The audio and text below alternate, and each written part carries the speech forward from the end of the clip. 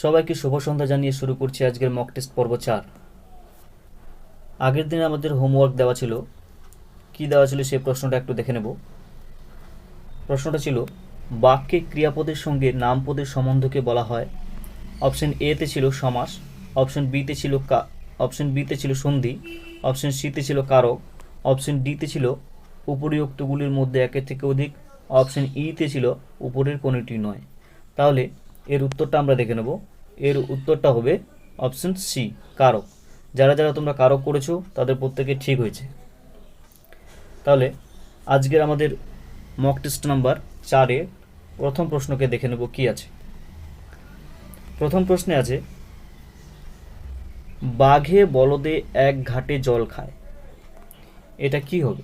Option A সমধাতুজ কর্তা, option B ব্যতিহার কর্তা, option C সহযোগী কর্তা, অপশন ডি উপরিউক্তগুলির মধ্যে একের থেকে অধিক, অপশন ই উপরের কোনোটি নয়। আমরা 5 সেকেন্ড সময় নিয়ে নেব।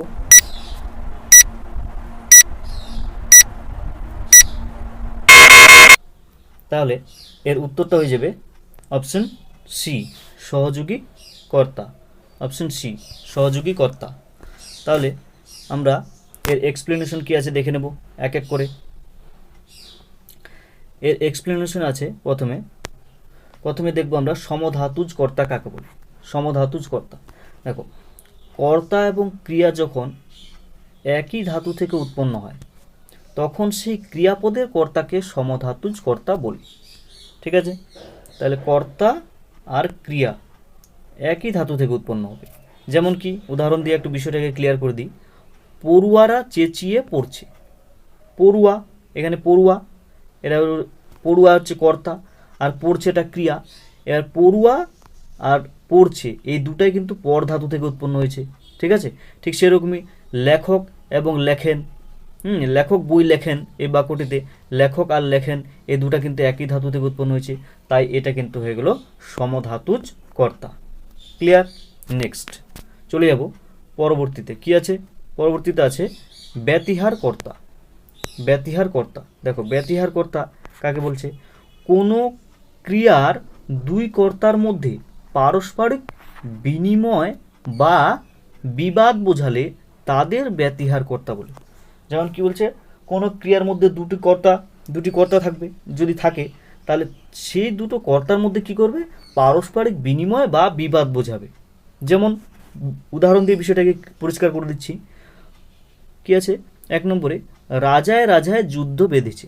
রাজায় রাজায়, তাহলে রাজায় রাজায় কি দুটা কর্তা আছে এখানে, দুইটা কর্তা, তাদের মধ্যে কি হচ্ছে? যুদ্ধ বেঁধেছে, বিবাদ হচ্ছে, তাই তো? তাহলে এটা হয়ে গেল ব্যতিহার কর্তা।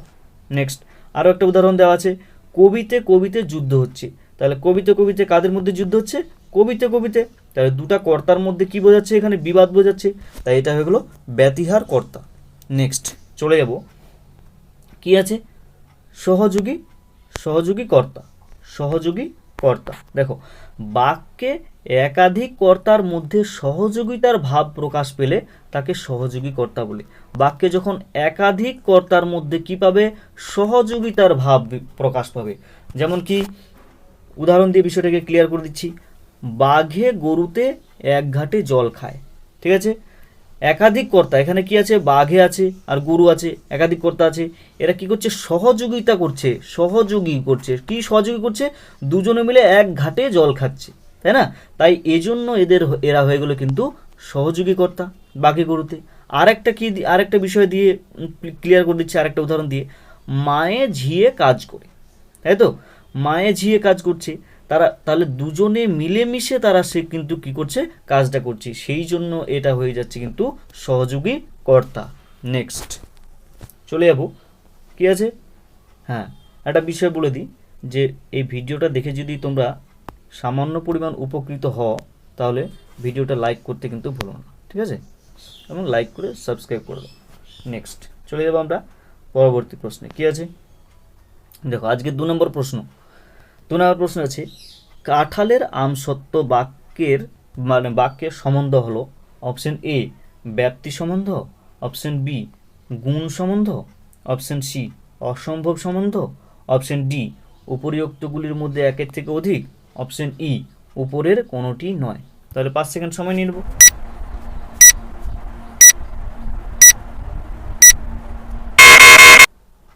দেখো তাহলে উত্তরটা দেখে নেব। এর উত্তরটা হয়ে যাবে অপশন সি, অসম্ভব সম্বন্ধ। তাহলে আমরা এর এক্সপ্লেনেশন দেখে নিই কী আছে। দেখো এর এক্সপ্লেনেশনে কিছু নেই। দেখো আগের দিন আমরা মক টেস্ট 3-এ আলোচনা করেছিলাম ক দিয়ে যত রকম বাগধারা হয় সেগুলো। সেখানে আশা করি এই কাঁঠালের আমসত্ব সম্পর্কে আলোচনা করা হয়েছে। তোমরা যদি কেউ না সেই মক টেস্টটা না দেখে থাকো, সেই মক টেস্টটা দেখে নিও, আশা করি খুবই উপকারী হবে। নেক্সট চলে যাবো আজকের পরবর্তী প্রশ্নে। কি আছে আজকে 3 নম্বর প্রশ্নে আছে, এ কথা শুনে তিনি হাসলেন। এই যে হাসলেন এর নিচে দাগ, রেখাঙ্কিত পদটি হলো অপশন এ অকর্মক্রিয়া, অপশন বি সকর্মক্রিয়া, অপশন সি সমাপিকা ক্রিয়া, অপশন ডি উপরিউক্তগুলির মধ্যে থেকে একের অধিক, অপশন ই উপরের কোনোটি নয়। তাহলে 5 সেকেন্ড সময় নিয়ে নেব।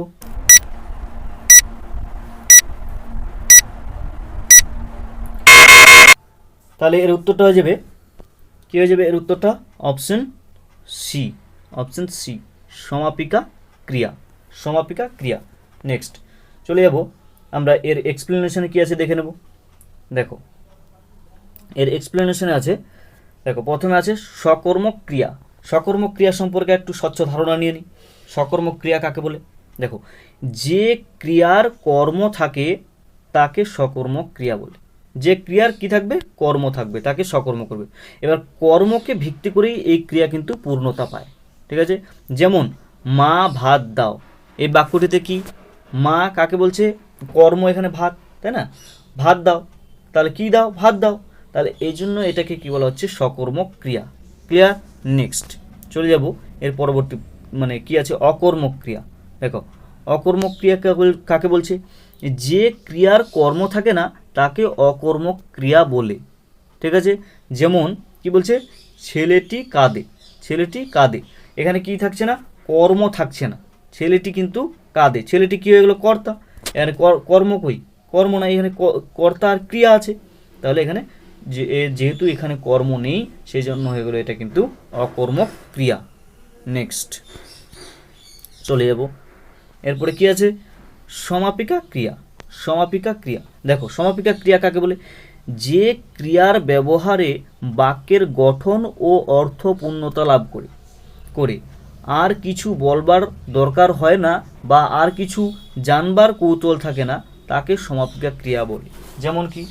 যেমন দেখো আমি যদি বলি দিদিমণি ক্লাসে পড়াচ্ছেন, ঠিক আছে, আর কিছু আমাদের শোনার কি আকাঙ্ক্ষা থাকছে যে ক্লাসে পড়ানোর পরে কী কী করবে কিংবা কিছু না? দিদিমণি ক্লাসে পড়াচ্ছেন, একটা বাক্য সম্পূর্ণ হয়ে যাচ্ছে। তাহলে এটা হচ্ছে সমাপিকা ক্রিয়া। আরও একটা উদাহরণ কি? আমরা ব্যাকরণ পড়ছি, ঠিক আছে, আমরা এখন ব্যাকরণ পড়ছি। যদি আমি বলতাম আমি বাড়ি গিয়ে, তাহলে কী হয়ে যেত? আরও একটা আকাঙ্ক্ষা থেকে যাচ্ছে, তাই না? যদি বলতাম যে আমি বাড়ি গিয়ে ভাত খাবো, তাহলে খাবোটা কিন্তু এগুলো কিন্তু সমাপিকা ক্রিয়া হয়ে যেত, তাই না? আমি ভাত খাবো, তাহলে এটা কী হয়ে যেত? সমাপিকা ক্রিয়া। ক্লিয়ার? নেক্সট এইবারে দেখব অসমাপিকা ক্রিয়াটা কি। দেখ, হ্যাঁ তার আগে একটা কথা বলে দিই, যদি ভিডিওটা দেখে সামান্য উপকৃত হও তাহলে চ্যানেলটাকে লাইক সাবস্ক্রাইব করে দাও। নেক্সট দেখো কি আছে? অসমাপিকা ক্রিয়া। অসমাপিকা ক্রিয়া কি আছে?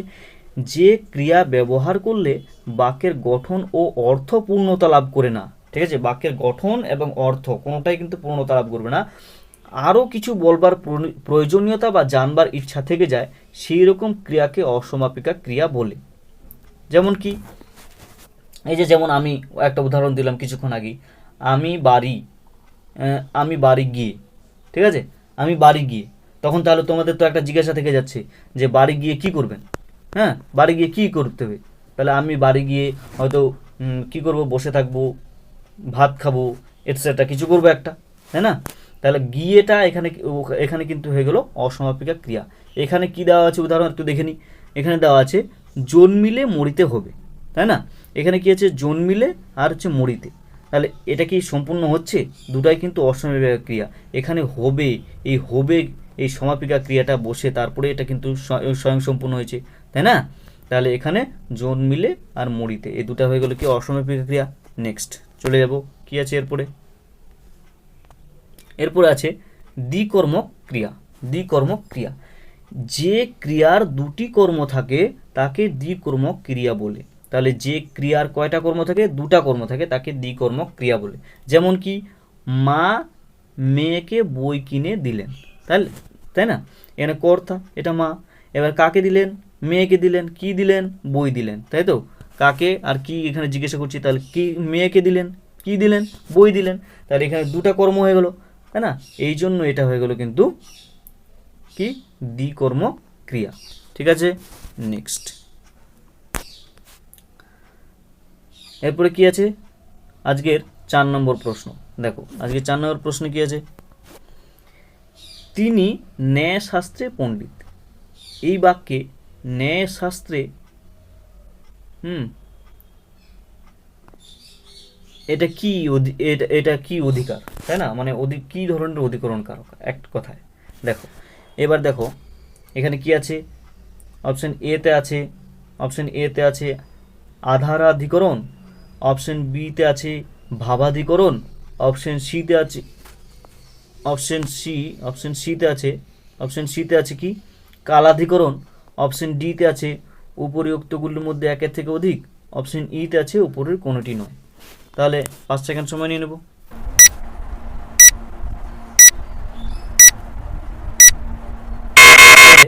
এর উত্তরটা হয়ে যাবে অপশন ই, উপরের কোনোটি নয়। উপরের কোনোটি নয়, ঠিক আছে? Option E. দেখো এর উত্তরটা আমাদের কিন্তু হতো এই যে ন্যায়শাস্ত্রে, ঠিক আছে? এটা কিন্তু আমাদের হতো, কিন্তু কি হতো? এটা হতো আমাদের বিষয় অধিকরণ। বিষয় অধিকরণ, ঠিক আছে? এটা হতো বিষয় অধিকরণ। দেখো এবার আমরা একটু অধিকরণ কারক সম্পর্কে বিস্তারিতভাবে জেনে নেব। দেখো কি আছে এর এক্সপ্লেনেশনটা। এবার দেখছি আমরা অধিকরণ কারকটা। দেখো অধিকরণ কারক, এর অধিকরণ কারককে প্রধানত আমরা কয় ভাগে ভাগ করব? প্রধানত আমরা 3টা ভাগে ভাগ করছি। দেখো স্থানাধিকরণ, কালাধিকরণ আর হচ্ছে বিষয়াধিকরণ, ঠিক আছে? এই অধিকরণের বিবসাটা, এটাকেও আমরা একটা ধরে নিলাম 4 ভাগে ভাগ করলাম, ঠিক আছে? অধিকরণের বিবসা। দেখো তাহলে এবার স্থান অধিকরণটাকে আবার 3 ভাগে ভাগ করা হচ্ছে। একদেশ সূচক বা ঐকদেশীয়, আর 2 নম্বর হচ্ছে ব্যাপ্তি সূচক, 3 নম্বর হচ্ছে সামীপ্য সূচক। এবার কালাধিকরণ, এই কালাধিকরণটাকে আবার 2 ভাগে ভাগ করা হচ্ছে। এটা কি? ক্ষণমূলক বা ক্ষণস্থায়ী বা নির্দিষ্টকালীন কালাধিকরণ। আর একটা কি? ব্যাপ্তিকালীন কালাধিকরণ, ব্যাপ্তিবাচক কালাধিকরণ। এবার বিষয়াধিকরণকে আবার কয় ভাগে ভাগ করা হচ্ছে? 2 ভাগে ভাগ করা হচ্ছে। 1 নম্বর হচ্ছে সাধারণ বিষয়াধিকরণ, আর হচ্ছে 2 নম্বরে হচ্ছে ভাবাধিকরণ, ঠিক আছে? নেক্সট এবার আমরা দেখে নেব এক একটা করে ভাগগুলো সম্পর্কে আলোচনা। দেখো কি আছে এখানে আছে। প্রথমে আমরা যেটা ভাগ করলাম, যে কি ভাগ করলাম? স্থান অধিকরণ, তাই তো? স্থান অধিকরণের আবার 3টা ভাগ। এই যে স্থান অধিকরণের এই 3টা ভাগ, এই 3টা ভাগ সম্পর্কে আগে জেনে নিই। দেখো প্রথমে আছে স্থান অধিকরণের প্রথম ভাগটার নাম হচ্ছে একদেশ সূচক বা ঐকদেশীয় স্থান অধিকরণ, ঠিক আছে? দেখো কোনো এক বিশেষ জায়গা বা কোনো স্থানের এক অংশ বোঝালে একদেশ সূচক স্থান অধিকরণ হয়। যেমন কি তিনি বিদেশে থাকেন, ঠিক আছে? তিনি বিদেশে থাকেন, তাহলে তিনি কি বিদেশের সমগ্র জায়গাটা জুড়ে আছেন? তিনি বিদেশের নিশ্চয়ই কোনো একটা এই জায়গাটাতে আছেন, ঠিক আছে? তাহলে সমগ্র অংশটা কিন্তু বোঝাচ্ছে না, তাহলে সেজন্য এটা হয়ে গেল কিন্তু একদেশ সূচক স্থান অধিকরণ। ক্লিয়ার? আরও একটা উদাহরণ দিয়ে বিষয়টাকে পরিষ্কার করে দিচ্ছি। যদি বলি আমি মামা কলকাতায় থাকে, তাহলে কলকাতায়, তাই তো? এইবার তিনি কি কলকাতার সমগ্র কলকাতা জুড়ে থাকেন? না, তিনি কলকাতার নির্দিষ্ট কোনো একটা জায়গায় থাকেন, তাই তো? নির্দিষ্ট কোনো একটা জায়গায় থাকেন, এই জন্য এটা হয়ে গেলো একদেশ সূচক স্থান অধিকরণ। ক্লিয়ার? নেক্সট এবারে চলে যাব আমরা। কি আছে এরপরে? স্থান অধিকরণের 2 নম্বর ভাগ কি আছে? 2 নম্বর ভাগে আছে কি আছে? দেখো ব্যাপ্তি সূচক স্থান অধিকরণ। ব্যাপ্তি সূচক কি? যখন মানে কোনো বিশেষ স্থান বা অংশ নয়, সমস্ত স্থান জুড়ে আছে বোঝাতে ব্যাপ্তিসূচক স্থান অধিকরণ হয়। তখন ওটা কি বললাম, যখন এক দেশটাতে বললাম তখন বললাম যে এইটুকু অংশতে আছে, তাই তো। এবার যখন আমরা বলবো এই সমগ্র স্থানটা জুড়ে যখন বলবো তখন সেটা হয়ে যাবে কিন্তু ব্যাপ্তিসূচক স্থান অধিকরণ। ক্লিয়ার? যেমন একটা উদাহরণ দিয়ে পরিষ্কার করে দিই বিষয়টাকে। সাগরের জলে নুন আছে, তাই তো। সাগরের জলে, এটা সাগর, এই সাগরে তো পুরোটাতেই জল আছে, ঠিক আছে। এই সাগরের কি এটুকু জলে খালি নুন আছে?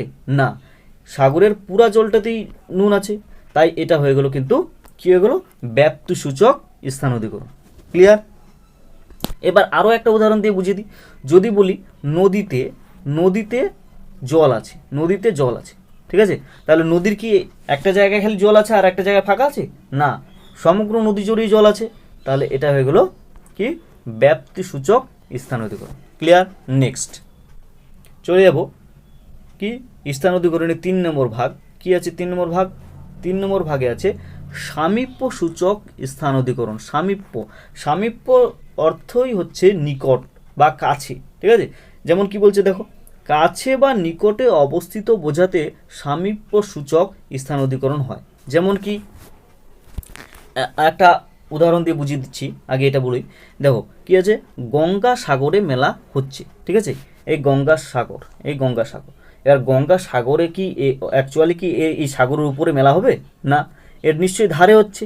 তাহলে এই যে এর নিকটে, এর যে কাছাকাছি বোঝাচ্ছে, বা সামীপ্য বোঝাচ্ছে, এই জন্য এটা হয়ে গেল কিন্তু সামীপ্য সূচক স্থান অধিকরণ। ঠিক আছে, আরও একটা উদাহরণ দিয়ে বিষয়টাকে ক্লিয়ার করছি। যেমন যদি বলি দুয়ারে দুয়ারে দুয়ারে গাড়ি দাঁড়িয়ে, গাড়ি দাঁড়িয়ে দাঁড়িয়ে আছে, ঠিক আছে, দাঁড়িয়ে আছে। তাহলে কি হবে, দুয়ারে, গাড়িটা কোথায় আছে দাঁড়িয়ে? গাড়িটা দুয়ারে দাঁড়িয়ে আছে, তাহলে এটা কি হয়ে যাবে, সামীপ্য সূচক স্থান অধিকরণ। ক্লিয়ার? নেক্সট এবার চলে যাব স্থান অধিকরণ। তারপরে আমরা কি করলাম, এবার কালাধিকরণ। কালাধিকরণের ভাগগুলো, কালাধিকরণের কয়টা ভাগ ছিল? কালাধিকরণের ভাগ ছিল হচ্ছে 2টা, তাই তো। কালাধিকরণের ভাগ ছিল কয়টা? এই যে 2টা। কি কি? ক্ষণমূলক বা নির্দিষ্টকালীন, আর একটা হচ্ছে ব্যাপ্তিবাচক, ঠিক আছে। এর ক্ষণমূলক বা নির্দিষ্টকালীনটা একটু দেখে নিই কি আছে। দেখো, ক্ষণমূলক বা নির্দিষ্টকালীন, একেবারে নির্দিষ্ট বা খুব অল্প সময়ের মধ্যে ক্রিয়া সম্পূর্ণ হবে বোঝাতে ক্ষণমূলক বা নির্দিষ্টকালীন কালাধিকরণ হয়। যেমন কি, যেমন উদাহরণ দিয়ে বিষয়টাকে পরিষ্কার করছি। যেমন রাত 8টায় দিদিমণি আসবেন। যেমন কয়টায় আসবে তাহলে? রাত 8টায়, ঠিক রাত 8টায় আসবেন। আর কি আরেকটা উদাহরণ দিচ্ছি, যেমন রাত 10টায় আমাদের ট্রেন আছে, রাত 10টায় আমাদের ট্রেন আছে, ঠিক আছে। তাহলে 10টার সময় একটা নির্দিষ্ট কালকে বোঝাচ্ছে বা একটা নির্দিষ্ট সময়কে বোঝাচ্ছে, সেজন্য এটা হয়ে গেল ক্ষণমূলক বা নির্দিষ্টকালীন কালাধিকরণ। ক্লিয়ার? নেক্সট চলে যাব 2 নম্বরে। 2 নম্বর কালাধিকরণে কি 2 নম্বর কালাধিকরণ আছে?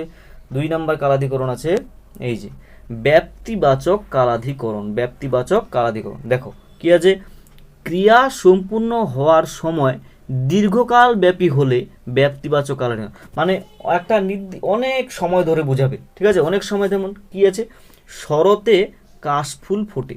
একটা শরৎকাল, শরৎটা কি একটা নির্দিষ্ট সময়, মানে অনেকটা ব্যাপ্তি জুড়ে বোঝাচ্ছে, তাই না। এই জন্য এটা হয়ে গেল কিন্তু তোমার কি, ব্যাপ্তিবাচক কালাধিকরণ।